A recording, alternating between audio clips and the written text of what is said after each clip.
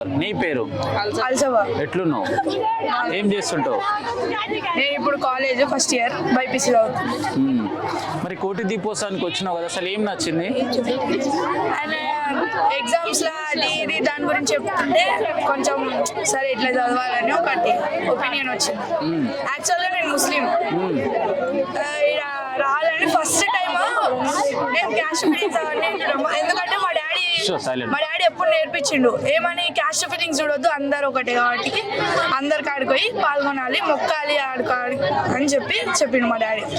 వీడికి వచ్చినంటే మా డాడీ వల్ల కాబట్టి ఫస్ట్ టైం చూస్తున్నా, ఇది ఎప్పుడు చూడలేదు because of principal sir Madhusudan. వాస్తవానికి అయితే ముస్లిం అని అంత గర్వంగా చెప్తున్నా కదా, ముస్లిం కమ్యూనిటీలో భాగంగా తెలుగు వాళ్ళ పూజలకి వెళ్ళొద్దు అంటారు కదా, మరి అలాంటి ఫీలింగ్స్ ఏం లేకుండా కూడా పాల్గొనాలని ఇంత మంచి సందేశం ఇచ్చిన మీ డాడీకి ఏం చెప్తావు? థ్యాంక్స్ చెప్తా. డాడీ అందరినీ సమానంగా చూస్తాడని చెప్తాడు కాబట్టి థ్యాంక్స్ చెప్తా. సో కులాలతో సంబంధం లేదంటావు? సంబంధం లేదు, మాకు అందరు సమానం. మళ్ళీ అలా ఎలా అనిపించింది ఈ పూజా కార్యక్రమం? చాలా మంచిగా అనిపించింది.